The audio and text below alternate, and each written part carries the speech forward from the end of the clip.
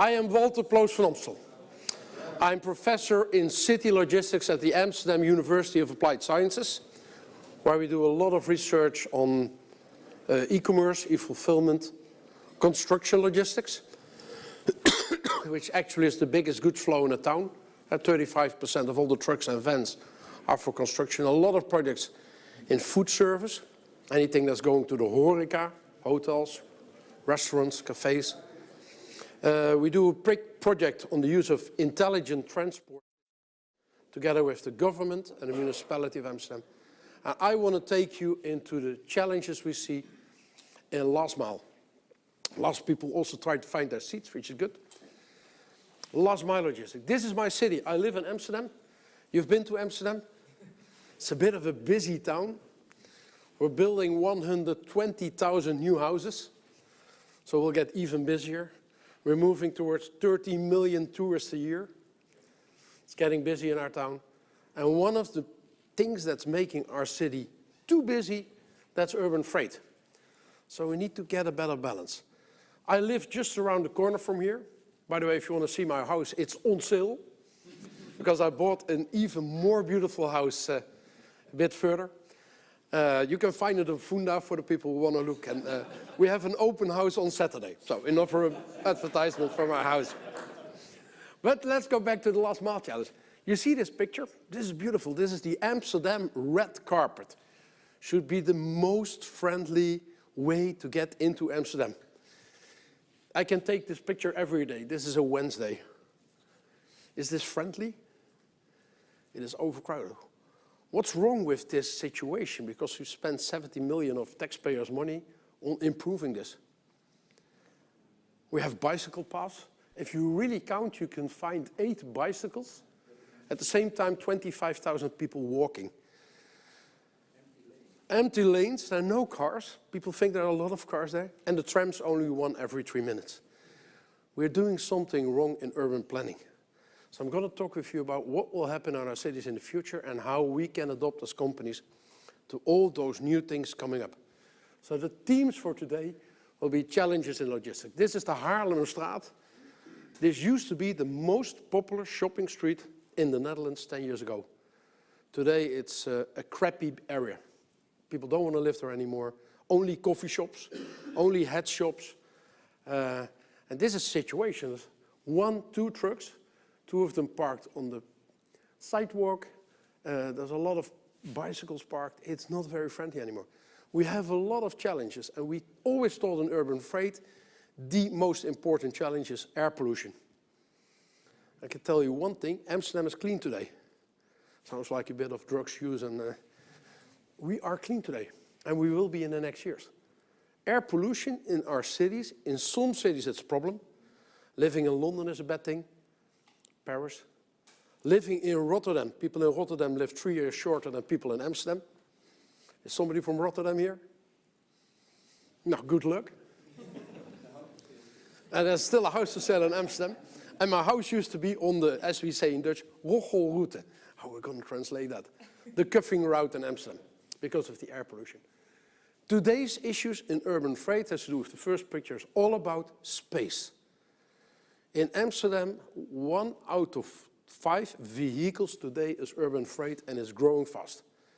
Because freight is growing fast, but the use of cars is going down. And that's a bit worrying. Space, they use a lot of space in loading and unloading. The average unloading action in Amsterdam takes 20 minutes. So with about 35,000 vans going into town every day, we have a lot of them standing next to the street. 50% of the cases, if you drive in Amsterdam, you will be blocked by a van that's unloading on the street instead of a loading zone. Space is becoming relevant, and we're going to get more than 150,000 new Amsterdam people in the next 10 years on the same number of square kilometers. The average house today built in Amsterdam is 42 square meters. I think that's small. Eh? You have a big house. I have quite a big house. 200 square meters, but 42, can you imagine? So the outdoor space is becoming more relevant to the people living in Amsterdam. We have to fight about space. We need more space for pedestrians. We need more space for cyclists. We need more space to move The city should be healthy again. I'm always the wrong person to say that, but we need to move more. Urban freight will be #1 factor that we will attack in cities. Cars in our cities, parking on the street. That will be in the next 4 years with new governments coming up, the #1 issue. #2, safety.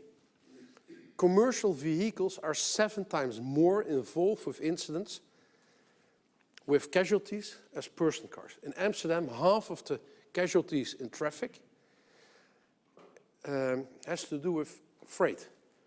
Even worse, construction logistics. 70% of the incidents we have are construction logistics related. Every year, 400 people, we have 400 incidents with casualties in Amsterdam alone due to urban freight. You think we can not do something about it? We need to focus also on safety. So it's not pollution, it's safety, it's space, it's congestion. Because of all those trucks standing on the street and blocking our beautiful canals, we have quite some congestion. Another aspect is still emissions. We have 2 kinds of emissions. We got the traditional one, because we burn fuel. We need to look at it. Of course, we need to even go down, and we will go to electrical transport. But the reason why we will go to electrical transport in our cities is because of the CO2 emissions. The transport sector worldwide is the only industry that hasn't reduced its CO2 footprint in the last 30 years. The only industry. And there's a study that if we want to meet the Paris goals in 2050, we need to increase the CO2 productivity, the CO2 per ton kilometer, with a factor 6. And it can be done. 35% of CO2 emissions today are related to urban freight, of the CO2 emissions from freight. So we need to do a lot more on CO2. So we have new games. It's not about air pollution. Space, that's the first question. Safety, what are you going to do about safety? Another issue is noise. Why do you think noise is important? I think noise will be the new asbestos. There are 10 million people in Europe who suffer from bad sleeping and long-term illness due to that. 60% of this has to do with transport-related noise. Trains, trucks. You know, we have those beautiful trucks that if they drive backwards, they have this little peep. You know the number of decibel that peep is? 92. That's the average sound a club makes. 92. So if you want to do night distribution, which would be perfect, 800 meters around that truck, people will wake up. So we need to do something about noise. Good news, electrical transportation, but we need to do something about in the harbor of Amsterdam, because the sound carries very far there, they now have a hissing noise. Same effect, but at 45 decibel. So we need to rethink some of the ideas. Last but not least, damages. Urban freight leads to a lot of damages further in the older cities. And we're now measuring that. There are all kinds of sensors in the road, measuring the effect of a truck driving over a bridge. The impact of a 20-ton truck, which is not a big one, on one of our old bridges is 40,000 personal cars. So we're going to measure more carefully that we will go to 7.5 tons maximum in the city, to maybe even to 3.5 tons. So there's a lot of pressure on our urban freight. And I'm going to take you to how can we cope with all these things. But first we need to start with customers. We're doing this all for customers. If we're going to design logistics where the customer says, I don't want it, it's useless.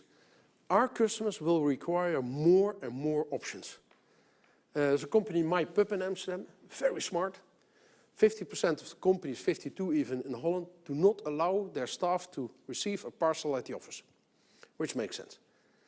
Hey, you have 20 delivery guys coming up, they're very impolite, they smell, you lose your parcels, it's not good. So MyPub found a solution. They did it with Booking.com, KLM, with us as a university. We're not allowed to receive parcels. And they came up with an installation where I give us an address, MyPub/Ploos van Amstel, and they fill up these MyPub stations. And the interesting thing is that we see a lot of those parcel stations around the world. These parcel stations in companies, every parcel station is used 3 times a day. Hey, that's efficient. Even worse, there's a bit of a problem for the business model of these companies. People who are used to using MyPub start ordering online double the volumes more frequently. So if your business model is renting out these parcel stations, the more parcels, the more you lose. So it's a bit of a complicated one, but MyPub is changing. Options, I want to have my parcel when I'm home. Nespresso, your time. There's a company called Red Je Pakketje. Save your parcel. It's perfect. I can have my parcel delivered to them. They receive it. I send an SMS, and within 1 hour, they ship to the address where I want it to be shipped. I pay €4 for that. Is that a reasonable price? For me, it's ideal. So we see more and more options. My grocery company, Albert Heijn, offers me 60 time slots a week. That's quite a lot. There's 60 different moments where I can order. One of the best moments is between 7 and 8 in the morning. Why do you think I want my groceries at between 7 and 8 in the morning?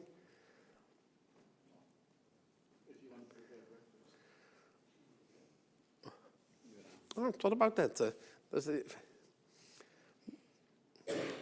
Yeah, you never know with whom you will have breakfast. That's, I live in Amsterdam, so you're always open to any new things. It's because I'm home. And that's quite sharp. So Albert Heijn is doing that. On Monday morning, I have to pay €12.95. That's there for delivery. Why? Because Albert Heijn, 25% of their online sales is small office, home office. And they all want their stuff on Monday. So they don't want Mr. Ploos van Amstel. You see in the area where I live?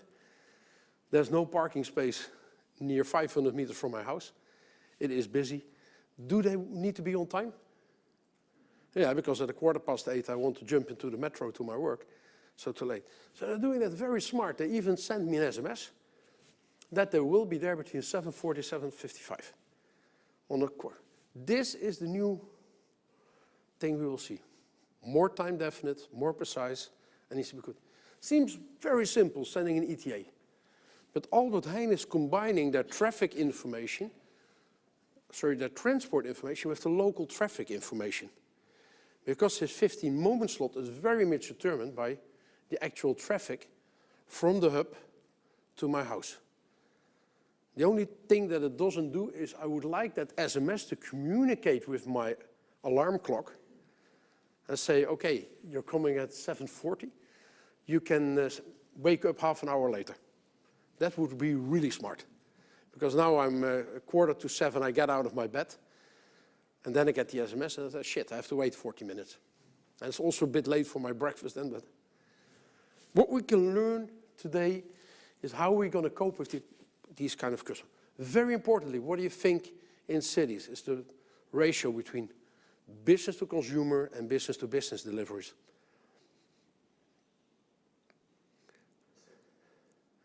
Because we think like e-commerce is really leading to a lot of vans, a lot of commercial vans. You're very close. It's 20% is business to consumer. 80% of the shipments today going into towns is business to business. And it's increasing again. Because what we see is that consumers are going digital, but worse, businesses are going digital. My house painter, because when you sell your house, you repaint it, then it looks better. You have to fluff it up. I had the company doing that. They order their paint when they finish the pot. And then the paint supplier in Amsterdam is delivering in 1 hour. Technische Unie, part of Sonopar, they deliver electronic components. They went from ordering by phone to digital. The digital order size is average €30, which is almost the same as Amazon Bol.com with 29. We see the same in horeca. Every bar, we've seen the coffee video. If I go to the Oude Pijp, a very nice region in Amsterdam, every coffee shop, and I don't mean the coffee shops like, I have one next door. Sorry, I'm looking at you. I have a good tip for you, that if you take those plants, they're very good against mosquitoes. That's why everybody has them on their roof terrace. That's the tip of the day. You have a big garden and, yeah. Yeah, I live between a cafe and a coffee shop. For me, it's always difficult to choose when I leave home. And the coffee shop has the financial daily, so that's, Yeah, but once again, back to these painters, the horeca, everybody has their own brand of coffee. Everybody wants to be special, all those hipster places. There are 75 different coffee brands distributed to all the, and every of these coffee brands, they have their own image. So they don't want to ship with PostNL, they don't want to ship with DHL. They want to have their own delivery van. Because they see their delivery people as being, yeah, they're actually salespeople. 80% of urban freight today is not outsourced, is transport on own account. Some of you are here in the logistics industry, so you only do 20% of urban freight in cities today. The market share of logistics companies is going down. In our cities, the biggest flow, construction logistics, horeca, retail, food retail, waste. Only 4% of the vehicles driving around in Amsterdam, freight vehicles, is related to parcels. Because they do it very efficiently, so probably you can learn a lot from those companies. My message here is it will be more fine-maced, it will be more time-critical, and thus it will become more complex. But it's not good because it will take more space, more pollution, less safety. So we need to come up with solutions. Number one solutions, and we're going to work towards the supply chain, is a concept called address intelligence. One of the big parcel providers has done an address intelligence study together with us, but they're doing that in the whole of the Netherlands. And we found in one street in the same area, 96% first time right. That's very high. That looks like a small village. The other side of the street, new houses, 40% first time right. By knowing precisely and linking that to actually what kind of people are living there, they now have a database and tactical rules, and also use it in Italy now, Germany, on knowing all the data about the first time right percentage, that they actually can predict the first time right percentage. So as a web store, it doesn't make sense to offer 2-hour delivery windows to this 96% area. The 40%, it's useless to go there. So start by first making the appointment. I also found that if you inform the customer a day in advance that he will receive a parcel, the percentage goes up 15%. Can you imagine the savings you will have? More interesting, you know the company Picnic in Holland, they do e-groceries, like the Ocada in the UK. Picnic found that based on address intelligence, all their people who actually do delivery have like a Fitbit. So Picnic can track and follow all their delivery stuff. More and more companies are doing it. The good news is with process mining, not data mining, process mining, they can start forecasting the time it will take to deliver. At my house, I asked Albert Heijn, the average time between the two stops in the network is 12 minutes to 35 minutes. If you have to calculate and make a transport plan, will you calculate with 12 or with 35? Now you want to make sure that you're there. Average Albert Heijn does 2.1 shipments per hour. Can you ever do e-groceries online successful with that? Picnic. First of all, they don't think in terms of minutes. If you plan with minutes, the difference between 1 and 2 minutes is 100%. The difference between 1 minute, 2 minutes, and 3 minutes is 35%, 33%. Picnic, based on address intelligence, have a forecast which is much more accurate, so you have less slack in your network. And they can very carefully forecast that. And they combine that information also with the traffic information. They give a very predictable, almost Uber kind of message to the customers. Your shipment, your Uber will arrive in the next 3 minutes. What's the benefit of giving the customer the information that you will arrive within 3 minutes? They're standing at the door.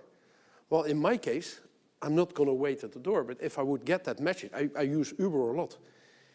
They can take off 1 minute per stop. 1 minute per stop, is that a lot in a parcel network?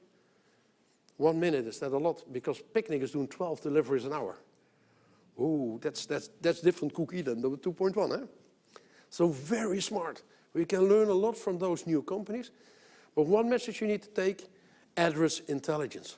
Use your big data, combine data with demographics, and be very precise. In the area where the 40% first-time writers, they started with pickup locations. And they're very successful. They also found that the pickup location only has to be open between 5 and 8. Address intelligence. In Rome, they did the same kind of study. First message I want you to take. Message number 2 is we're going to automate in the supply chain. Robotization. The beautiful Ford, the Mercedes one, they made all a bit of a thinking error because it's way too big for our cities. And we'll have a combination of light commercial vans, but we're moving to light electrical vehicles. In Germany last year, 19,000 cargo bikes were sold. I do not know whether the cargo bike is the best thing. You have almost 2 meters of wasted space where somebody bikes. There's also the Stint in Holland, which is a Segway with 4 cubic meters of loading. Hey, that's interesting. More interesting is that Okada in the UK is now testing the same vehicle as Picnic and let it drive autonomously with the delivery person. So instead of constantly going into that car, it works. There's a beautiful study from DHL, which they had a few years ago, where design students could think about the vehicle of the future. Can you imagine autonomous vehicle driving behind you 2 to 3 kilometers per hour? I can. Is it going to be safe? It's happening in warehouses already 20 years. We call it automated guided vehicles. I was in Barcelona last week, and I saw such a vehicle passing by with all the luggage. I'm like, hey, is there nobody? And it just drove. And nobody looked like, in horror, like this is not going to work. This will be the future. If you are on a parcel network, if the truck in the city, even nicer, if you have those pods, why not have a FedEx pod, a UPS pod, and we go from the border of the city, make a digital link between all those things, use the bus lane, and in the city it will, and then, so we'll have new concepts. We have more new concepts because in the warehouse, we've all seen the video this morning on robotization in the warehouse is also. One of the interest stories, I have to go back again, is this one. What we find often is that the warehouse automation is not linked to, at Picnic, the products are picked in such a way that they can automatically be put on the little truck. And let's rethink the whole supply chain. Does it create more complexity? A lot of planning issues, because the planning in the warehouse needs to be linked to the planning of the truck, needs to be linked to the planning of the small vehicles. Supply chains for urban freight will be longer in the future. And can you imagine, UPS is using cargo bikes, and they use a mobile micro hub in the city. So one truck is coming in. DHL is doing that with containers. This is only efficient if all of the 4 cargo bike delivery people are there. Otherwise, he has to wait for the one who's last in. You have to balance the workload of all 4 of the delivery people who do a round of like 2 hours. If one is ready in 1.5 hours, the other one in 2.5, you lose an hour. So you have to be much better in careful planning it. Low emission zones, clear air zones, and maybe in the future London is thinking about it, like safety zones. Your truck is no longer allowed in this area on those times. We call that intelligent access system. Another one is zero emission or maybe even zero impact transport modes. What we see in lighter vehicles. DHL is very far now in also containerization in DHL Express. Cargo bikes used by UPS. This is a white one, but PostNL is using the Stint very actively now in Amsterdam. The cost of a cargo van with truck drivers, 32 euros per hour. The cost of this, 15 to 17. Productivity, there's a very nice study from UPS available in Germany, 25% more parcels per hour. Oops, we might need to rethink the way you now set a business. The impact on your supply chain upstream is impressive. Because what's the distance you can drive with that thing on a day? 30, 40 kilometers. So we need to get our operations much closer to our cities, as we'll see. Another major development is the way we plan. 80% of the truck drivers' time today in Europe is spent within cities. Only 20% of the time is spent on the major roads. In number of kilometers, the opposite. But 80%, we didn't know that 10 years ago, but now with all the board computers, things we don't know for sure, 40% of the time spent in cities with trucks is slack. Could also say idle capacity. And they found in doing the planning based on data from Google and using real-time data also to do the, so you have a tactical plan and operational plan, they could take out half of that. And they used very fine-mazed information. So not an average speed in Amsterdam, but every road has now per 100 meters, the spread in the speed there. Can you combine that with the kind of data Picnic has? Address intelligence on the time spent at a certain address. We're doing now a project with construction materials for maintenance. And we find that if they come to our university, supplier is coming, transportation company, it takes them 20 minutes to find the engineer for who they have a parcel. So we lose 20 minutes here. We lose 20 minutes of an engineer because he has to walk from the building. Same study we're doing at the university. And we can now do that because we have those location-based data. So we lose 2 times 20 minutes. And 80% of the cases, more than 80, 82, the engineer does not need the part today. So now we're using the MyPub construction. So and even we have now a hub, the university has a hub, everything is delivered at the hub. 5 times a day from the hub, we deliver the parcels for the engineers to the MyPub. The engineer gets like an SMS, and he can decide, pick it up now, or just leave it till tomorrow. That's smart thinking. So we need to differentiate in our planning. We need to get the unpredictability out. And that means that sometimes we do a very static planning. There's some areas where it's very, very, very reliable. You can do a static planning. When do you have most parcels? In which time of the year? Christmas, Santa Claus in Holland, Black Friday, Mother's Day, all that. Yeah. Then the pressure is really on. Why do we have the same kind of planning routines during normal days? Why don't we swipe like our planning? Can you imagine like on an iPad? Now we do static planning. As from this moment on, we can do dynamic planning. Static planning is fair. Hey, you constantly have the same moment when you arrive at the door. Static planning, yeah, you have less flexibility. You always make that same milk run. Consistency is very consistent.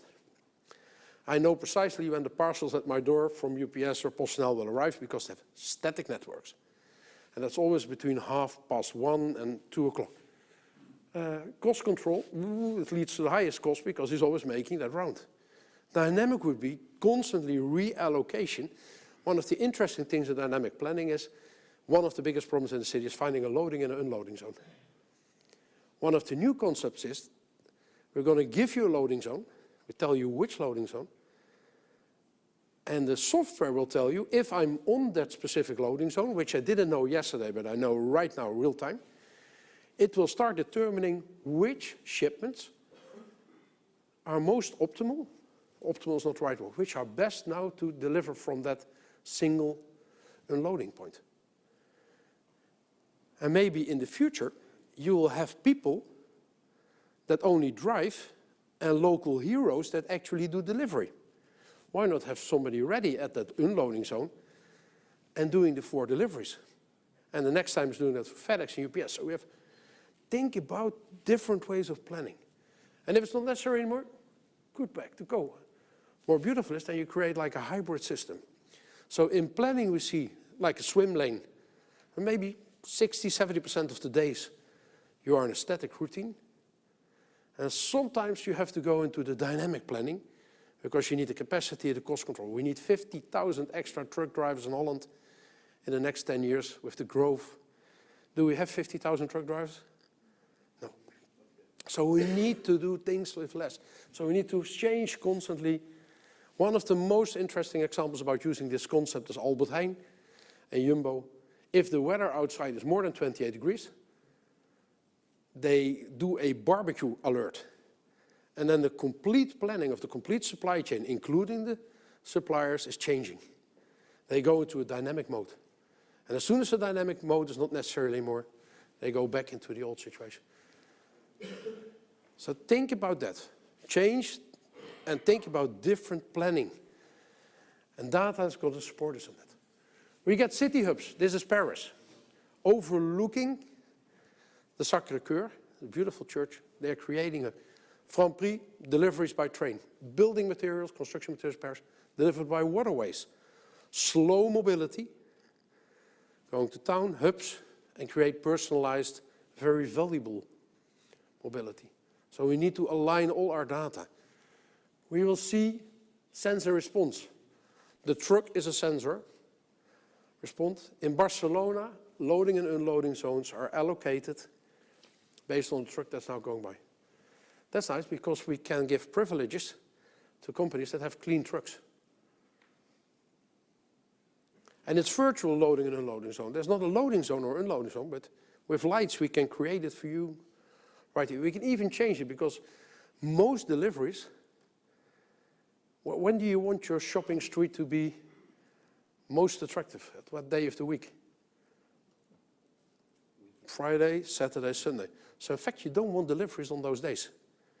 Why in our cities do we have time windows? You can only ship between 7 and 11, and on all days of the week it's 7 to 11. Why not on Monday till 1 o'clock? The number of loading and unloading zones, Monday, Tuesday, Wednesday, create more, take them away. So this leads to virtualization and flexible use of space. And space was the most important. We're going to create flexible space. You can turn it also into a taxi stand at night. A green lane for your traffic. Construction materials in Amsterdam can get a green lane because most of the CO2 is impacted by standing still, accelerating, standing still, accelerating. Around Schiphol, the trucks from Flora Holland can control the traffic lights. That's not near future, that's today. This will only go. Your truck needs to be connected and needs to be able to talk to the government. It's also going to give challenges because I have one loading zone at an Albert Heijn shop and there are 2 trucks coming. Which of these trucks will I ask to wait outside the city? Which will I give priority? One is from company 1, one is from company 2, the third one is company 3. So we also need to make those systems fair use. We're not going to do that with money, we're going to do it with like bitcoins. New kind of currencies, alternative currencies, in which we can show that, okay, you had 3 points, you had 3 points, you had 3 points, so you're all happy. Because if I would find that my colleague constantly gets priority and you don't, you're going to like the system? No, you're going to sabotage it. Vision 0, safety first, is going to be important. But that's technology, the technology in the truck. So a lot going on. Last but not least, of course, people. The truck driver is essential. We're going to make the truck driver's work not easier. He's doing admin, he's doing customer contact, he's driving. Do you want to give him more information? No, then he's looking on the screen. What we found in this green light experiment around Schiphol is that it distracted the truck drivers. That wasn't a great idea. So you don't want to give them too much information. There's a big challenge on how can we create situational awareness, only those things that they need. Because we're going to intervene in the last minute planning dynamically more often. So this is a bit of a challenge. How are we going to deal with people? Last but not least, 80% of current urban freight is transport on own account. So clearly we as logistics service providers are doing something wrong. Why do we have a market share in cities that is shrinking? We're all in like a red ocean, you know, where the sharks kill each other. There must be a huge blue ocean and rethinking our services in terms of urban freight. It is really worrying to see that 80% of urban freight is not outsourced. We've done a study. Logistics service providers are 4 times more productive, do 4 times more deliveries in cities with a truck than transport on own account.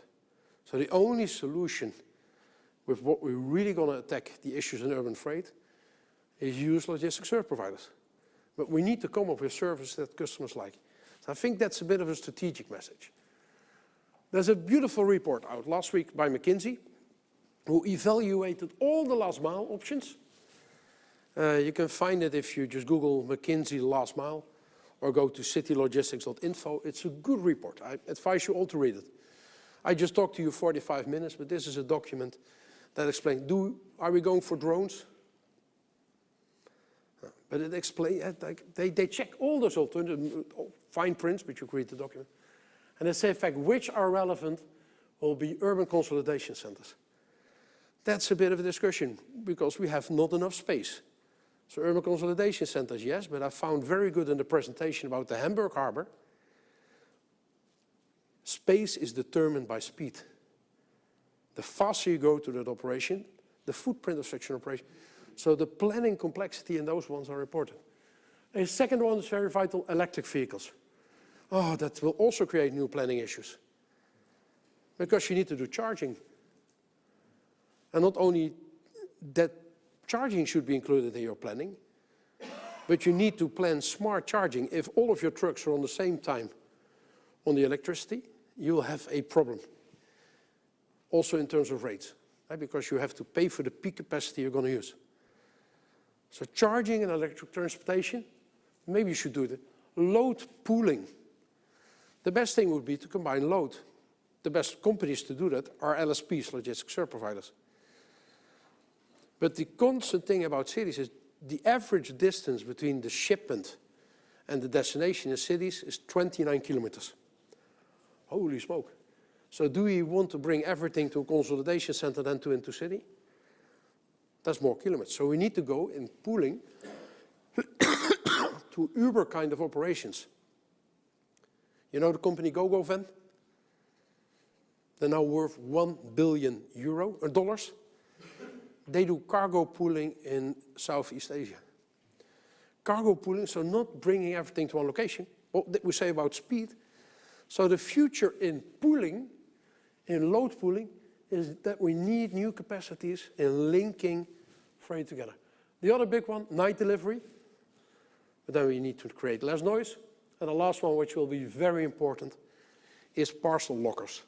And not just in the business-to-consumer market, but like the example we have with Heijmans, the construction company doing all the maintenance at our buildings. Hey, the consumer is not willing to pay for that parcel locker. Heijmans, 20 minutes of an engineer, that's 20 euros. So there's a lot to be gained. I advise you to just read such a report, but the conclusion will be that anything which is relevant into urban freight will lead to more complex supply chains, better planning capabilities. Tactically, use address intelligence, getting to know more. Use the data you have, and don't focus on the truck as being the sensor. Focus on the person doing the delivery. 60% of the time, he or she is walking. What do we know in terms of process mining about actually? So if you want to be competitive in that market, it's all about operational excellence. So we need to find much more about operational excellence. And we also need to look further with our customers. Why can't we look into the inventory of the cafe, like Albert Heijn is doing in their stores? Construction logistics. If there's one world that's going digital in the next years, it's construction logistics. With the building information model, you can precisely as a third party see which materials on what day have to go to which production site. So things are changing, but you have to be able to connect to that. Planning skills will be very important. Tactically, predict and prepare. Operationally, as it comes to sensor response. That was my presentation. I still got a few minutes for questions and answers. Yeah, by the way, could you ever think that Foodora and Deliveroo in 3 years' time grew to the #1 logistics service provider in Europe in terms of stuff? We all didn't see it. It was all, neither did I. God, we could have been rich if we as logistics service providers, we did.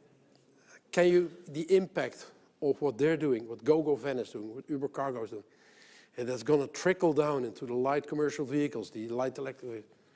I think we ain't seen nothing yet. Any questions? Yep. Oh, the microphone. If you don't have questions, I have questions for you, so be warned. Sorry, you're talking about... Yeah, we can hear you. You're talking about the fact that you're decreasing the time that people are busy doing urban transportation. Yeah. However, you've got companies that are increasing the time because they're putting added value.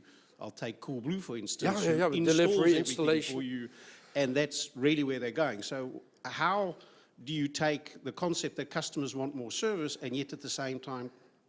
Now, I think I fully agree, like Coolblue, but there are more companies like, if I order a new dishwasher, I want it to be installed.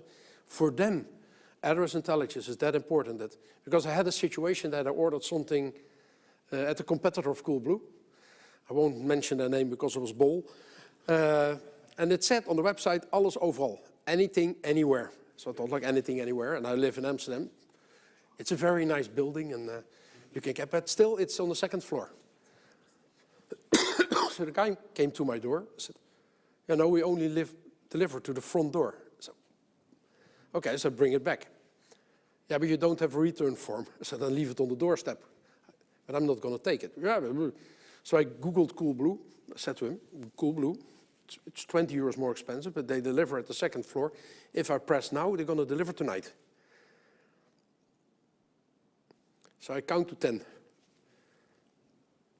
So we left and took the thing away. And that night I had one by Coolblue. But you can only do it efficiently because Coolblue has now set up their own transport organization. And to be honest, it's not very successful. They can do like 4 deliveries on a day.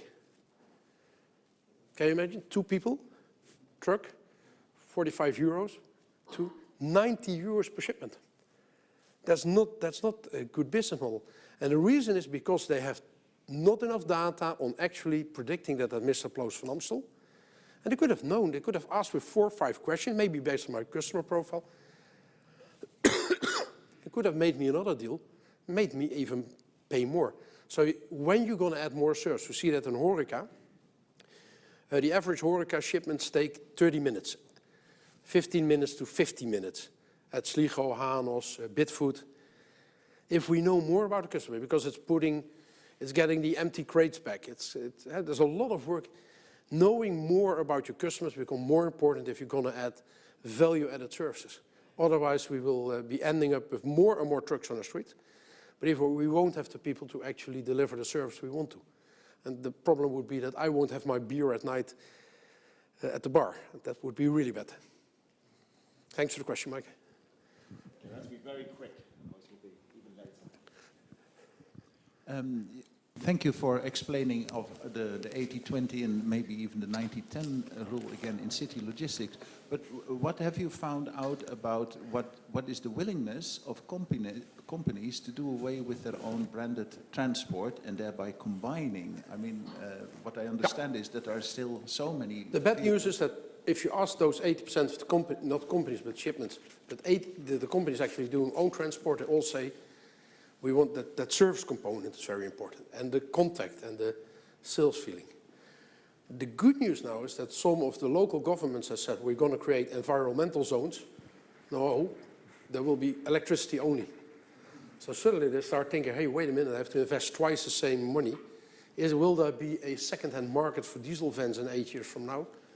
And so they're slightly panicking. The second one is they can't get truck drivers, which is... We run out of truck drivers, and we cannot get truck drivers outside because you cannot have a non-Dutch speaking person doing deliveries because they also need to do sales.